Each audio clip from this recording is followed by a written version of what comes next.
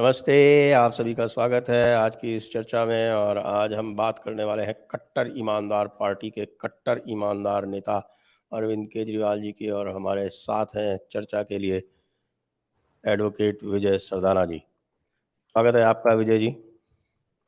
प्रणाम सर। एक जो परंपरा बन गई है आम आदमी पार्टी की कि जेल जाने से पहले उनका हर नेता जो है वो राजघाट की यात्रा करता है। तो राजघाट की यात्रा करके केजरीवाल जी जो हैं वो सीबीआई के दफ्तर चले गए। अब वहाँ उनको कितना समय लगेगा हम नहीं कह सकते, लेकिन उन्होंने कल एक प्रेस कॉन्फ्रेंस की थी और उसमें कुछ बड़े रोचक तथ्य बताए थे। और ये बताया था कि यदि वे ईमानदार नहीं है तो फिर भारत में कोई ईमानदार नहीं है। संभवतः वो कहना तो ये चाहते होंगे कि दुनिया में कोई नहीं है, लेकिन संभवतः भारत तक ही रुक गए वो। सर, सबसे पहले आपको सभी दर्शकों को प्रणाम। देखिए सर, सेल्फ सर्टिफिकेशन की आम आदमी पार्टी में बहुत पुरानी परंपरा है। जब से उन्होंने आम आदमी पार्टी बनाई है, आपको याद होगा वो एक लिस्ट लेके घुमा करते थे जिसमें वो, जिसको आप हिट लिस्ट बोल सकते हैं कि कौन कौन करप्ट हैं। और उसमें देश का हर इंसान जिसका आपने नाम सुना होगा वर्चुअली उसमें था, चाहे वो राजनीति में हो, बिजनेस में हो, कहीं पे भी हो। उसके बाद जब उनके जो एमएलएस बने, उनको लेके जब लोगों ने सवाल उठाए तो उन्होंने कहा नहीं नहीं, आपको नहीं पता, मैंने सबका प्रोफाइलिंग कर लिया है, सबका इन्वेस्टिगेशन, मेरे पास अपनी एक आईबी है, मेरे पास अपनी एक रॉ है, मेरे पास अपना एक एफबीआई है। उन सब ने रिपोर्ट दे दी है कि ये कट्टर ईमानदार है।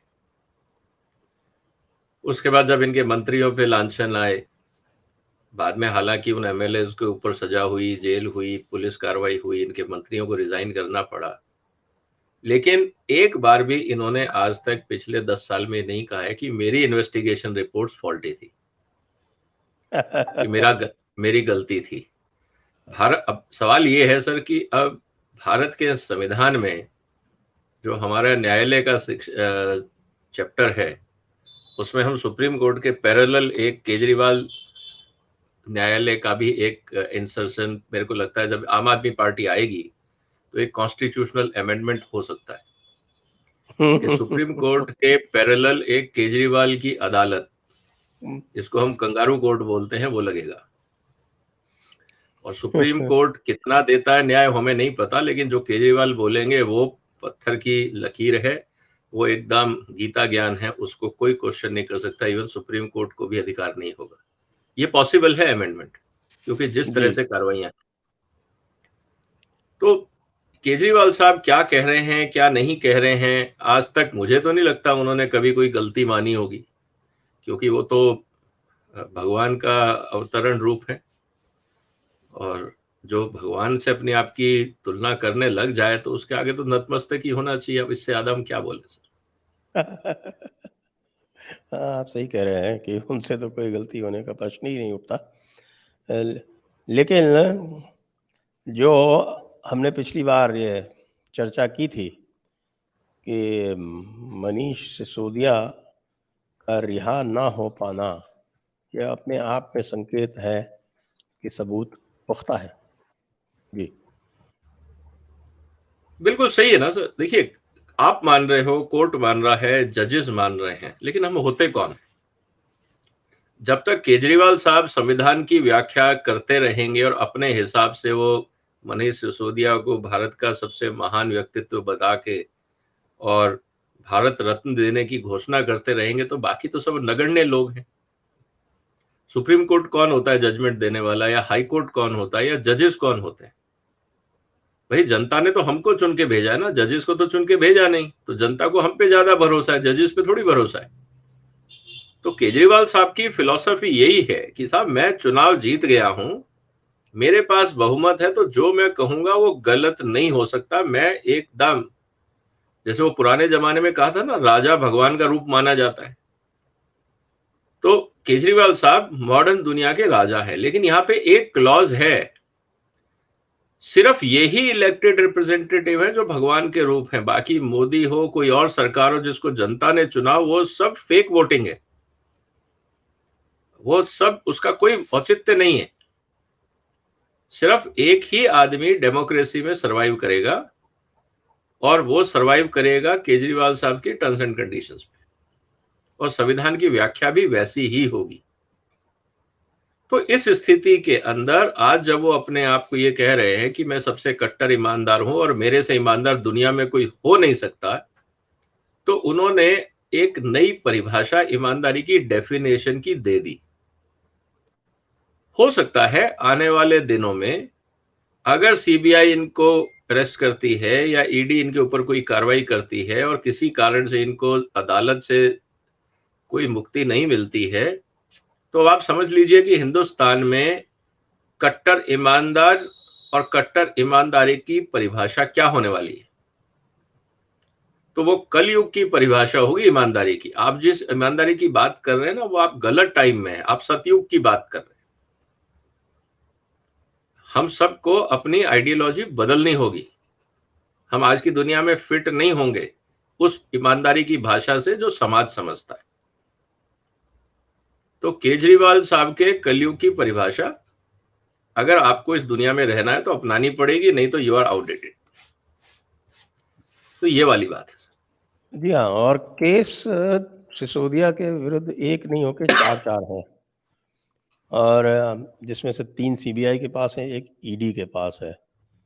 और अभी 2 केस में तो जो एक जो एजुकेशन स्कैम वाला जिसमें फर्जी कंस्ट्रक्शन इत्यादि का मामला है, वो अभी पूरी तरह से इन्वेस्टिगेशन में आया नहीं है। आरंभ तो हो गया इन्वेस्टिगेशन, लेकिन अभी बयान इत्यादि, सबूत इत्यादि जो है उसमें एकत्र नहीं हुए हैं। तो उसका क्या आगे नतीजा निकलने वाला हम नहीं जानते। लेकिन जो एक और जो फीडबैक यूनिट वाला जो केस है, वो फीडबैक यूनिट वाला केस भी, उसकी भी जो सुई है वो रुकेगी तो हमारे केजरीवाल जी पर ही आकर। देखिए सर, आपका प्रशासनिक अनुभव है, एडमिनिस्ट्रेटिव सिस्टम आप जानते हैं, डिस्ट्रीब्यूशन ऑफ बिजनेस जो भारत सरकार की एक प्रक्रिया है, एलोकेशन ऑफ बिजनेस रूल्स जो कहा जाता है कि कौन डिपार्टमेंट क्या देखेगा। क्योंकि सर डेमोक्रेसी में ये बात तो हमें माननी पड़ेगी ना कि ये तो कहीं नहीं लिखा है कि जो पार्टी सत्ता में ये हमेशा रहेगी। ऐसा मोनार्की या डायनेस्टी रूल तो डेमोक्रेसी में होता नहीं। तो जब आप डेमोक्रेसी में हैं तो पहली चीज ये होती है कि आपके सिस्टम्स क्या है। इसीलिए न्यायालय भी, क्योंकि जजेस रोज बदलते हैं, रिटायर होते हैं, ट्रांसफर होते हैं, बेंचेस बदलती हैं, इसीलिए न्यायालय कैसे काम करेगा, कोर्ट प्रोसीजर्स के ऊपर पूरी किताब है। इसी तरह से भारत कैसे चलेगा, पार्लियामेंट या डिफरेंट ऑर्गन्स ऑफ कॉन्स्टिट्यूशन कैसे काम करेंगे, उनकी क्या मर्यादा है, उसके लिए कॉन्स्टिट्यूशन है। कॉन्स्टिट्यूशन फिर ये जो डेलीगेशन ऑफ पावर की हम बात करते हैं, सबऑर्डिनेट लॉज और लेजिस्लेशंस की बात करते हैं, तो वो फिर वो ऑपरेटिंग मंत्रालय को बताते हैं कि भाई आपके पास क्या क्या अधिकार है और आपको कैसे काम करना है। फर्दर डाउन द लाइन जब सरकारी पैसे का उपयोग की बात आती है तो उसकी अलग गाइडलाइंस है, क्योंकि पैसा किसी के पर्सनल एसेट तो है नहीं, चाहे आप मतलब चीफ मिनिस्टर हो या प्रधानमंत्री हो, आपका पर्सनल एसेट तो नहीं है, आपका तो जनता का पैसा है। और जनता का पैसा कैसे इस्तेमाल किया जाएगा ताकि पिलफरेज नहीं हो, चोरी चकारी नहीं हो, गलत जगह पे पैसा नहीं जाए, इन सबको चेक्स एंड बैलेंसेस के लिए एक बहुत लंबी प्रक्रिया है। और आप मेरे से ज्यादा जानते हैं क्योंकि आप ने एप्लीकेशंस दी भी होंगी और अप्रूव भी की होंगी एज ए फाइनेंस सेक्रेटरी। तो सब रोल आपने प्ले किए हैं, आपने चीफ मिनिस्टर्स को भी ब्रीफ किया होगा, आपने बाकी मंत्रियों और मंत्रालय के अधिकारियों से इनपुट भी लिए होंगे, उनकी एप्लीकेशंस को कंसीडर भी किया होगा, रिजेक्ट भी किया होगा।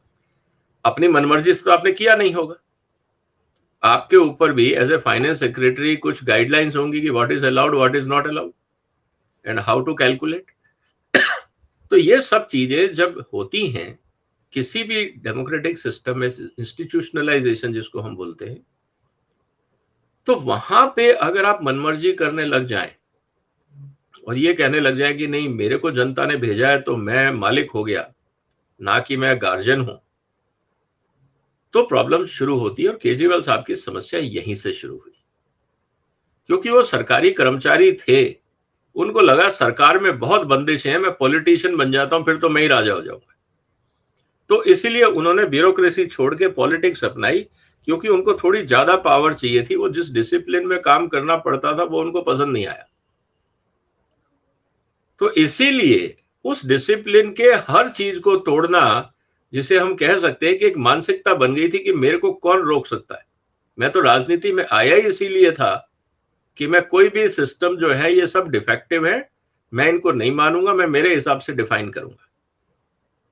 तो आज जो स्थिति है, चाहे वो कोई डिपार्टमेंट हो, जो सवाल आपका था कि चाहे वो फ्रीडम सेल की बात हो या फीडबैक सेल की बात हो या लीकर पॉलिसी की बात हो, एजुकेशन की हो, डीटीसी की बसेस का टेंडर हो या बिजली में किस तरह से सब्सिडी दी जाएगी उसका कैलकुलेशन का आधार हो, जो भी हो, केजरीवाल साहब की एक मानसिकता ये है कि मुझे कौन बताएगा कि क्या सही है। I am complete in my own, I me my self के अलावा समाज में कुछ एग्जिस्ट नहीं करता है। तो उस आधार पे स्वयंभू होने के साथ उन्होंने निर्णय लेने शुरू किए। तो इसीलिए उनको लगा कि मेरे पास पैसा है, मुझे जरूरत है, तो उन्होंने अपने सिसोदिया साहब को बोला होगा कि भैया ये करो, करिए आप। और सिसोदिया साहब की क्या मजाल जो मना कर दें। जब उनकी पार्टी का भगवान उनको बोल रहा है तो बाकी तो सब स्तुति करते हैं ना सर। तो बाकी तो लाइन में लगे स्तुति करने के लिए, बाकियों का अपना वजूद तो कुछ है नहीं। तो अगर आपको कुर्सी बचानी है और बाकियों की तरह पार्टी से बाहर नहीं फेंके जाना है, तो आपके पास कोई ऑप्शन नहीं है। You have to accept the fact कि बॉस का जो विश है that is the rule in Aam Aadmi party. तो वही उन्होंने किया।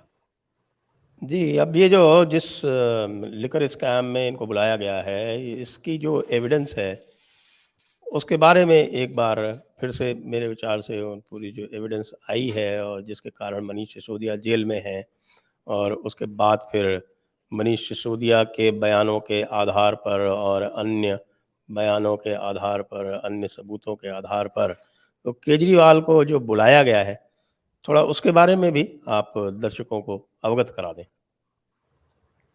सर देखिए, दिल्ली सरकार ने सितंबर 2020 में कमेटी बनाई कि लीकर पॉलिसी को रिफॉर्म करना है। ये उस समय जब इस देश में अल्कोहल की बहुत डिमांड थी, क्योंकि कोविड चल रहा था। अल्कोहल पीने के लिए नहीं, सैनिटाइजर की बात कर रहा हूं सर। जी। तो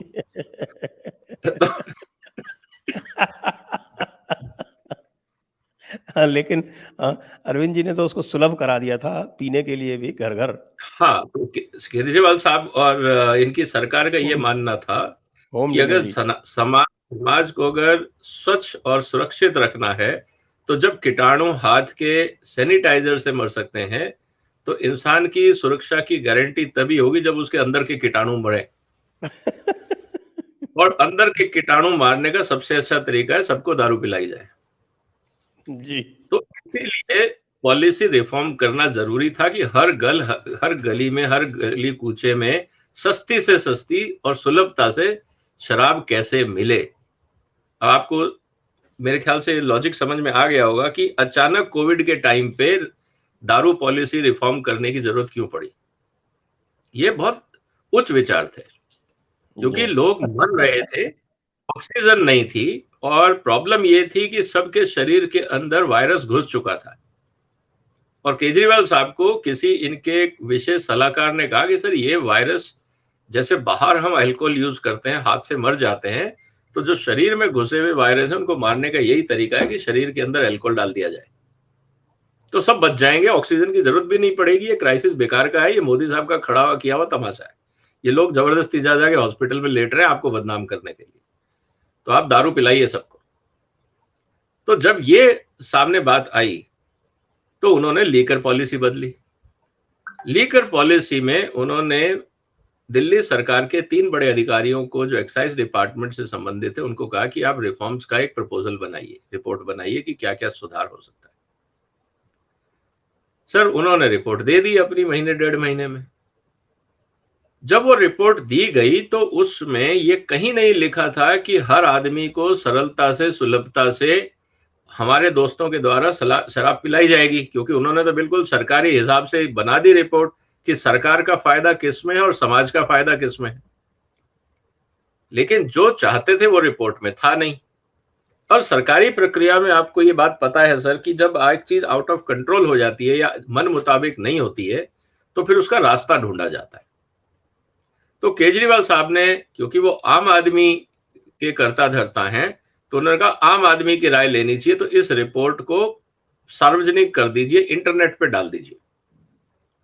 पब्लिश नहीं करिए, आप अखबार में कहीं मत करिए, आप बस इंटरनेट पे डाल दीजिए और फीडबैक ले लीजिए। सर, दुनिया के इतिहास में या भारत के इतिहास में मैं पहली बार देख रहा हूं कि एक पॉलिसी को लाखों लोगों ने शायद डाउनलोड करके पढ़ा होगा और उसमें से करीब 14,000 से ज्यादा लोगों ने फीडबैक भी दिए हैं। आपके अनुभव में ऐसा कभी नहीं आया होगा सर, क्योंकि यहां जी तो जब आप बिल्कुल। आपके इंडस्ट्री एसोसिएशन में बाई पोस्ट भी भेजते हैं, बाई नेम भी भेजते हैं, तब भी लोग नहीं पढ़ते और आखिरी समय आपके पास आते होंगे कि सर इसकी डेट एक्सटेंड कर दो, हम तो तैयार नहीं है कि हमने तो पढ़ी नहीं थी पॉलिसी सर, अभी पता लगी है, तो 6 महीने बढ़ा दो, साल भर बढ़ा दो, या कोशिश करते हैं कि इस पॉलिसी को हटाई दो, इसकी जरूरत क्या है। तो ये एक भारत की मानसिकता है। लेकिन केजरीवाल साहब की पॉलिसी के अंदर अचानक 14,000 लोगों ने 1 महीने के अंदर फीडबैक भी दे दिया।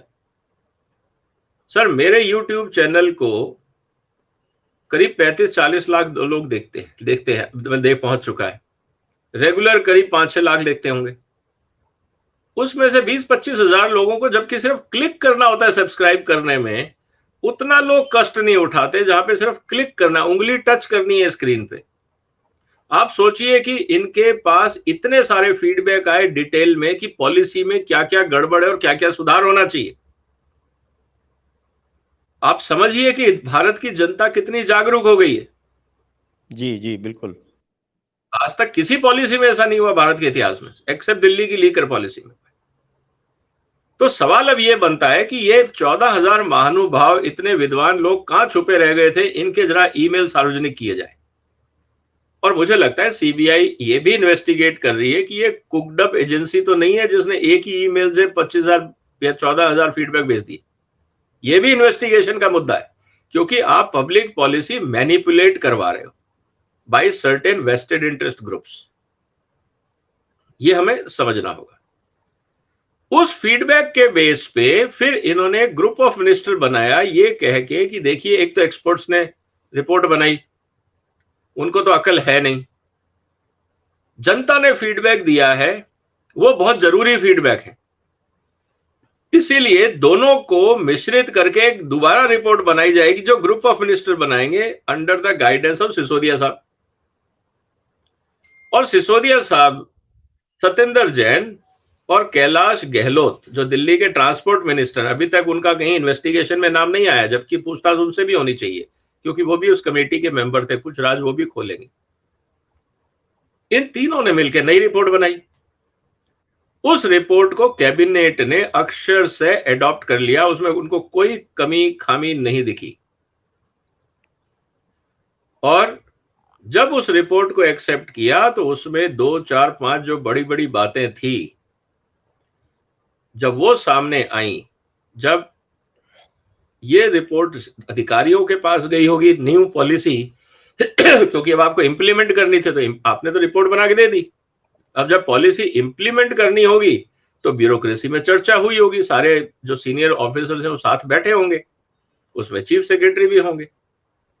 फिर चीफ सेक्रेटरी ने जब इसको देखा कि ये तो बहुत ही गड़बड़ डॉक्यूमेंट बन गया और जो हमारे कानून है उसको कंसिडर नहीं किया गया, क्योंकि एक्साइज पॉलिसी अगर बनेगी तो एक्साइज एक्ट और एक्साइज रूल के बाहर नहीं जा सकती अनलेस अदरवाइज की एक्ट आप बदले और रूल बदले। तो जो भी आप पॉलिसी बना रहे हो विद इन द फ्रेमवर्क होगी, लेकिन इन्होंने वो फ्रेमवर्क को इग्नोर करके अपनी तरफ से एक नया विचार रखा कि देश ऐसे चलेगा, मतलब दिल्ली की सरकार। उस पे जब दिल्ली के चीफ सेक्रेटरी ने एक रिपोर्ट बना के एलजी को भेजी कि साहब जिस तरह से पॉलिसी बनी है इसमें रूल्स का उल्लंघन हुआ है और हम कंफर्टेबल नहीं है, क्योंकि जो दिल्ली सरकार का एक्साइज रूल है और एक्साइज एक्ट है ये उसके हिसाब से पॉलिसी कन्फ्लिक्ट में है, तो करना क्या चाहिए इसका। और हमें लगता है कि ये पॉलिसी किसी एक्सटर्नल फैक्टर्स के दबाव में बनाई गई है, क्योंकि जो हमारी एक्सपर्ट कमेटी, जो अधिकारियों ने रिपोर्ट दी थी, उसमें जो महत्वपूर्ण सुझाव दिए गए थे उन सबको इग्नोर कर दिया गया और बिल्कुल उसके अपोजिट जो राज्य के हित में नहीं है वो सुझाव डाल दिए गए हैं, इससे राज्य का नुकसान होगा। ये रिपोर्ट एलजी साहब के पास भेजी गई। अब एलजी साहब क्या करते, या तो उस रिपोर्ट को दबा देते, तो फिर केजरीवाल साहब कहते देखिए ये लोग पेपर दबा लेते हैं, काम नहीं करते हैं, एलजी साहब कुछ काम नहीं कर रहे हैं। एलजी साहब ने वो रिपोर्ट भेज दी गृह मंत्रालय को कि ये रिपोर्ट आई है चीफ सेक्रेटरी की, बताइए इसमें आगे क्या करना है, गाइड करिए। उन्होंने वो रिपोर्ट उठा के सीबीआई को दे दी कि भाई इसमें अब हमें तो समझ में नहीं आ रहा कि किसने क्या गड़बड़ करी है, तो सही एजेंसी तो सीबीआई है, लेट सीबीआई इन्वेस्टिगेट। और जब सीबीआई ने अपना इन्वेस्टिगेशन शुरू किया, उसके 7 दिन के अंदर ही जो दुनिया की सबसे अच्छी दारू नीति थी उसको विड्रॉ कर लिया गया।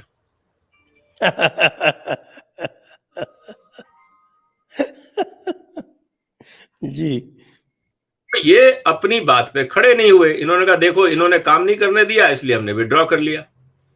अरे तो भाई आपकी 50 नीतियां और हैं, वो तो विड्रॉ आपने नहीं करी जहां पे इन्वेस्टिगेशन हुआ, दारू नीति ही की विड्रॉ हुई। तो जैसे ही दारू नीति विड्रॉ हुई, निश्चित रूप से जनता की नजरों में आया, सीबीआई की नजर में आया, और फिर एक एक करके जो प्लेयर्स थे उस सिस्टम में, सीबीआई ने जब उनको बुलाना शुरू किया, उनसे बातचीत शुरू हुई, तो धीरे धीरे कई तथ्य सामने आए और कड़ी से कड़ी जुड़ती गई। और आज संडे को केजरीवाल साहब को सरकारी चाय पिलाने के लिए सीबीआई ने दफ्तर बुलाया कि हमारे पास कुछ जानकारी है, हम आपसे शेयर करना चाहते हैं। आप दिल्ली के मुख्यमंत्री हैं, शायद आपको आपकी पूरी सरकार में आपके मंत्रियों ने धोखे में रखा है, आपके पास पूरी जानकारी नहीं है, हम आपके साथ कुछ शेयर करना चाहते हैं, फिर आप बताइएगा ये सही है या गलत है। तो अब इस समय केजरीवाल साहब सीबीआई के साथ बैठ के ये ढूंढ रहे हैं कि केजरीवाल साहब को किस किस ने धोखा दिया, क्योंकि उनको तो पता ही नहीं, वो तो कट्टर ईमानदार है और सिसोदिया भी कट्टर ईमानदार है, बाकी सारे मंत्री इनके कट्टर ईमानदार है। तो सवाल अब ये है कि केजरीवाल साहब और सीबीआई मिलके ये ढूंढ रहे हैं कि धोखा किसने दिया और किसको दिया। अब इसका निर्णय थोड़े समय बाद आएगा। इसमें एक जो कानूनी बिंदु आता है वो ये आता है कि जो नीति लागू नहीं हुई तो केवल एक अपराध किए जाने की नीयत पर मेरे हिसाब से तो आईपीसी में कोई सज़ा है नहीं। और अपराध जब किया जाता है तो उसमें भी मेंस रिया देखा जाता है कि कोई गिल्टी माइंड था या नहीं था। तो यहाँ पे केवल गिल्टी माइंड है और पॉलिसी इम्प्लीमेंट नहीं हुई है, तो फिर इन लोगों को किस आधार पर गिरफ्तार किया जा रहा है और इन्वेस्टिगेशन चालू है? सर पॉलिसी तो इम्प्लीमेंट हो गई थी, तभी तो इतनी सारी दुकानें खोल दी गई थी, पुरानी दुकानें बंद कर दी गई थी, L1 लाइसेंस बांट दिए गए थे, लोगों के पैसे वापस कर दिए गए थे, और जो 12% का कमीशन था उसके आधार पे ये कंपनियां कमा रही थी। तो पॉलिसी तो एनफोर्समेंट में थी, ये तो विड्रॉ करी इन्होंने जब विदाउट अप्रूवल। सर तो इन्होंने तो एलजी के पास भेज दी थी पॉलिसी, एलजी साहब ने अप्रूव करके भेज दी कि भाई लगता है तुमने जो भी काम किया होगा ठीक किया होगा, क्योंकि एलजी का काम तो गुड फेथ में साइन करना है। आज भारत के प्रधानमंत्री ये थोड़ी बैठ जाएंगे फाइल लेके कि भाई मेरे को बताओ, ब्रीफिंग करो, मुझे ये करो। ये तो माना जाता है ना कि प्रधानमंत्री या काउंसिल ऑफ मिनिस्टर्स अपना होमवर्क पूरी ईमानदारी से करके राष्ट्रपति जी से सिर्फ साइन करवाएगी, और अगर उनकी कोई क्वेरी होगी तो उसको एड्रेस कर देगी। एलजी साहब के पास जब ये पॉलिसी गई, उन्होंने गुड फेथ में इनसे कुछ सवाल पूछे होंगे, क्वेरीज पूछी होगी, इन्होंने उसके जवाब दे दिए, उन्होंने जब अप्रूवल दे दी तो इन्होंने एनफोर्स कर दी पॉलिसीज। तभी तो ये कह रहे हैं कि साहब जब एलजी साहब ने पॉलिसी अप्रूव कर दी तो आप कौन होते हैं रोने वाले। मतलब अगर मैंने चोरी कर दी और मैंने संजय जी को बोल दिया कि सर इसमें कोई चोरी नहीं हुई है, तो आपने कहा Vijay ji you have done a great job, और आपने कागज साइन कर दिए। अब बाद में पता लगता है कि विजय ने कहीं गड़बड़ कर दी, अब आप मुझे कैसे जेल में डाल सकते हैं? संजय जी ने तो अप्रूव कर दिया। अब सवाल ये है, तो अकाउंटेबल संजय जी हो गए, विजय सरदाना थोड़ी होगा। क्या ऐसे गवर्नेंस चलता है समाज में? ये तो फिर जो एलजी साहब ने बाद में जो ऑब्जेक्शन लगाए तो इन्होंने विड्रॉ क्यों कर ली? क्योंकि अब उनको ये लगा कि ये जितना आंकड़ा डेटा इकट्ठा होता जाएगा, कितनी सेल हुई, किसकी हुई, कहां से हुई, ये 12%, 13%, क्योंकि जब आप इन्वेस्टिगेशन करोगे, देखिए अभी तो जो घपले हुए सबके लाइसेंस हमने कैंसिल कर दिए। तो हमने तो एक स्टैंड ले लिया कि आपको लगा खराब है, हमने आपकी बात मान ली, सब कैंसिल कर दिया, बैक टू जीरो। तो अब काय की सजा? इनका ये एजम्पशन था कि भैया जितना ये लंबा चलेगा, क्योंकि देखिए आप इस बात को समझिए सर, जिन दुकानदारों के इन्होंने लाइसेंस खत्म किए, जिन बिजनेसमैन के इन्होंने लाइसेंस खत्म किए, वो भी तो शोर मचाएंगे, एविडेंस वहां से भी तो निकलेंगे, और फिर ये जो पैसा इकट्ठा हो रहा है एक्साइज का, ये सरकार में जमा कराना पड़ेगा। और अगर इन्होंने नहीं कराया तो इन सब के ऊपर सरकार ऑडिट ऑब्जेक्शन लगा सकती है कि बताइए, और उसमें से जब हिस्सा मेरा है और सारा आपने सरकार में जमा कर दिया, तो मुझे कहां से मिलेगा? बिजनेसमैन डबल तो देने वाला नहीं है। वो कहता साहब मैं कुछ नहीं दे रहा, आपने मेरे से मांगा था 12%, मैंने जमा करा दिया। कमीशन है उसका, अगर ऑडिट होगा तो पता लग जाएगा कितनी दारू कहां से आ रही है और कितनी बिक रही है, क्योंकि अब तो सब कुछ कैश ट्रांसफर हो रहा है। तो इन्वेस्टिगेशंस में और बड़े खुलासे हो जाते, क्योंकि ये तो रायता पूरा फैल जाता। तो डैमेज कंट्रोल करने के लिए पॉलिसी को विड्रॉ किया गया, इसीलिए तो सीबीआई को इतना टाइम लग रहा है। नहीं तो शायद अगर ज्यादा रायता फैला होता तो एविडेंस और ज्यादा मिल जाते। यही कारण है कि केजरीवाल साहब को मेहमान नवाजी के लिए बुलाने में टाइम लगा है। जी, तो अब जब मेहमान नवाजी के लिए बुला लिया गया है, तब आगे क्या होने वाला है आपकी दृष्टि में? सर बहुत छोटे से सवाल है, मुझे तो नहीं लगता आज का इन्वेस्टिगेशन लंबा चलेगा, क्योंकि केजरीवाल साहब के पास सारे पॉइंटेड सवाल पूछे जाएंगे। और उनके उदाहरण जो के लिए कुछ जी, अधिकारियों ने 164 के बयान भी दे दिए। मैं वही कह रहा हूं ना सर, तो केजरीवाल साहब से तो सीधी सीधी बात ये पूछी जाएगी, क्या पॉलिसी आपके कहने से बदली? क्या 12% का आदेश आपने दिया था? क्या ये काम आपने किया था या सिसोदिया ने किया था या जैन साहब ने किया था? ये जो 14,000 फीडबैक मेल आए, ये फिक्टिशियस ईमेल फीडबैक के नाम पे भिजवाने का काम, इसका ऑर्डर आपका था, केजरीवाल साहब का था, या किसी और का था, या सिसोदिया का था? सिर्फ इतना ही पूछेगी इस समय आज तो, और शाम को मुझे लगता है इनको घर जाने दिया जाएगा। जी। क्योंकि जब इनके एविडेंस रिकॉर्ड हो जाएंगे तो वो तथ्य सामने आ जाएंगे कागज पे। अब ये तो नहीं कह सकते कि कैबिनेट मीटिंग इन्होंने प्रिजाइड नहीं की थी। नहीं, इसीलिए तो शायद तिहाड़ में कैबिनेट मीटिंग का मौका मिल जाएगा, 3 बड़े मंत्री तो वही है, कोरम पूरा हो जाता है। बाहर हो नहीं पा रही थी, 3 अंदर है, 2-3 बाहर है, तो वीडियो कॉन्फ्रेंस में हो जाएगी, और अंदर तो गहन मंत्रणा का पूरा मौका मिलेगा, कोई डिस्टर्बेंस करने वाला है नहीं। तो कहने का मतलब ये है सर कि आज मुझे लगता है कि इनको अरेस्ट नहीं किया जाएगा। आज जितने सवाल हैं उसमें सिर्फ इनके व्यू लिए जाएंगे कि क्या सही है क्या गलत है। मुझे लगता है इनके सामने आज एविडेंस भी नहीं रखे जाएंगे, आज सिर्फ इनसे सवाल लिए जाएंगे, ताकि क्लैरिटी पता लग जाए केजरीवाल साहब के दिमाग में क्या चल रहा है। क्योंकि अगर मैं कहूं कि ये सिसोदिया ने ये बोला, आपका क्या कहना है, तो आप उस पर कहानी बिल्ड करना शुरू कर दोगे। तो आज कहानी का मौका नहीं दिया जाएगा, आज तो सिर्फ यस नो के जवाब लिए जाएंगे। क्या आपको पता है, क्या यह आपकी सहमति से हुआ या नहीं हुआ? क्योंकि इस समय केजरीवाल साहब के पास सबसे बड़ा सस्पेंस का प्रॉब्लम यह है कि मनीष सिसोदिया ने क्या जवाब दिया है, संजय मतलब कि इनके सत्येंद्र जैन ने क्या जवाब दिया, इनके अधिकारियों ने क्या जवाब दिया, वो तो इनके साथ शेयर किए नहीं होंगे इन्वेस्टिगेशन में। तो अभी इनके लिए जो सवाल बने होंगे फ्रीक्वेंटली आस्क्ड क्वेश्चंस में, इनसे ये पूछा जाएगा कि आपके क्या विचार है। जब ये अपनी बात रखेंगे, या तो वो मनीष के साथ कोरिलेट करेगी या कॉन्ट्राडिक्ट करेगी, ठीक है।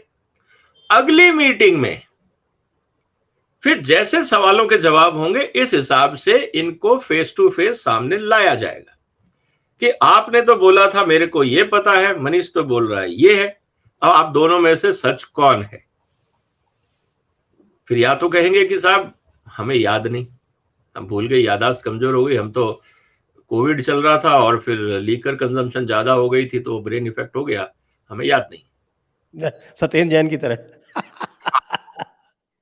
लेकिन अब तो सर ऐसी टेक्नोलॉजीज आ गई हैं। मैं अभी इंसिडेंटली आपके दर्शकों को मैं बता दूं, और इसमें मैंने अपने वेबसाइट पे एक डिटेल्ड वीडियो भी बनाया हुआ है कि नई टेक्नोलॉजी जिससे आप झूठ पकड़ सकते हैं, आदमी को कहना कुछ नहीं है, ऐसी टेक्नोलॉजीज, कैमरे और सॉफ्टवेयर आ गए हैं। नेशनल फॉरेंसिक यूनिवर्सिटी की लेबोरेटरीज में मैं अभी देख के आया हूं गांधीनगर में, और मुझे वहां की फैकल्टी ने बड़ा अच्छा एक्सप्लेन किया कि आपको अब बताने की जरूरत ही नहीं है। आप बस वहां कुर्सी पे बैठ जाइए और आपसे जो सवाल किया गया बस सवाल करिए, बाकी सारा एनालिसिस सॉफ्टवेयर बता देगा कि किस सेकंड पे, कौन से झटके पे इन्होंने कहां झूठ बोला। तो ये सारी चीजें आज इतनी एडवांस टेक्नोलॉजीज हो गई हैं, तो अब इनके हाँ ना कहने से कोई फर्क पड़ता नहीं। तो ये बातें हमारे सामने हैं। अब स्थिति ये है कि आने वाले आज के लिए तो मुझे लगता है कि ये first round warming up round है। केजरीवाल साहब को सवाल पूछे जाएंगे, और अगर केजरीवाल साहब बाहर निकलते हैं और प्रेस कॉन्फ्रेंस एड्रेस करते हैं, मेरी नजर उनके स्टेटमेंट पे नहीं, उनकी बॉडी लैंग्वेज पे होगी। करेक्ट, बिल्कुल ठीक है, बिल्कुल सही कह रहे हैं। तो मुझे लगता है कि हमें केजरीवाल जी के सीबीआई ऑफिस से वापस आने की प्रतीक्षा करनी चाहिए, और उसके बाद वो क्या कहते हैं, क्या उनकी बॉडी लैंग्वेज है, उस पर भी ध्यान रखना चाहिए। तो अभी के लिए इतना ही। आप सभी दर्शकों को बहुत बहुत धन्यवाद। विजय सरदाना जी को बहुत बहुत धन्यवाद। जय हिंद, वंदे मातरम। वंदे मातरम।